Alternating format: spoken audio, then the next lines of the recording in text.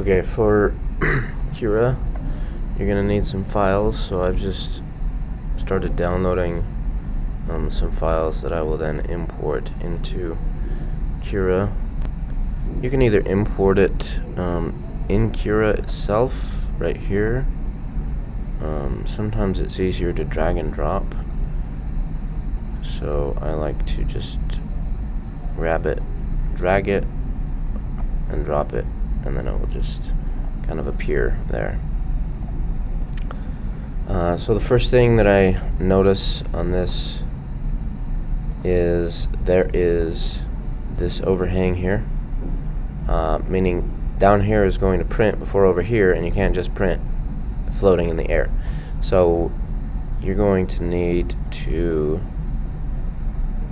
go down to excuse me, let's start here.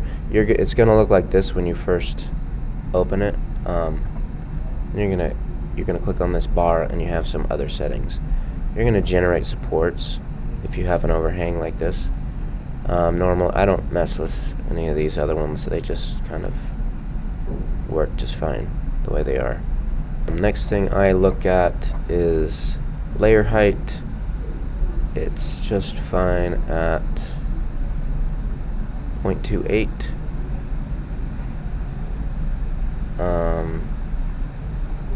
0.2 works as well. I'm going to put that at 0.28. Infill density, 20% is fine. Material. So the person who ordered this ordered it in purple, and my purple is in PLA, so I come up here and I just pick generic PLA. Supports true, none, 60. We're gonna change those. So let's just keep the changes.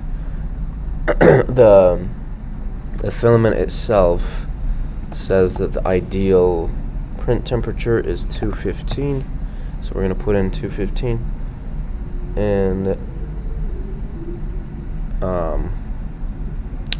bed temperature is probably fine where it is. And we are going to want a brim because it's narrower than it is tall, and the brim is going to help it stick to the plate or build adhesion. So you're going to come down to build adhesion type brim, and that just gives it a little bit more to stick to the plate. And then you're going to slice it. After you have sliced it, it will tell you the time it's going to take to print. It'll tell you the number of grams. It'll tell you how long the filament it will take. It'll also tell you this file type. I'm going to add some things. I add PLA brim, just so that I know it has a brim and what type of filament, because you can run either PLA or PEGG through the printers, but if you do the wrong file type with the wrong filament, it's not going to come out right. Some other things that you need to be aware of: your first free print is limited to 50 grams because we have a limited number of printers and a lot of people who are going to want to print. We're talking 3 class periods, so that is why you're limited to 50 grams. And if you have something you want to print, you can change the scale of it over here. You can make it smaller. So if I wanted to make this smaller, which I wouldn't because it's for an Instapot, but if I did, I could say, okay, let's try 50% and then slice it, and that's down to 23 grams. And anyway, so you could print that if you wanted, and you can just kind of play with. You can also drag it to make it bigger, but it doesn't tell you the grams until after you slice it. Some of the other things you can do on here: you can rotate your items, like if you wanted to print something sideways.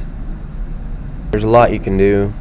Don't play with too many of the settings, otherwise you have a chance of failing your print. If you have a question, just let me know, and I will help you figure it out. After you have sliced everything, you're going to save it to the removable drive, which it'll appear right here.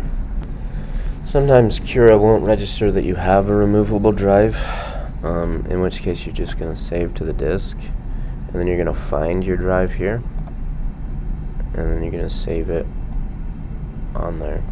Just hit save. And again, like I said in the slideshow before,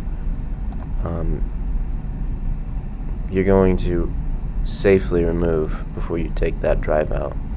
Otherwise, you're going to damage the drive. Yeah, that should be it for now.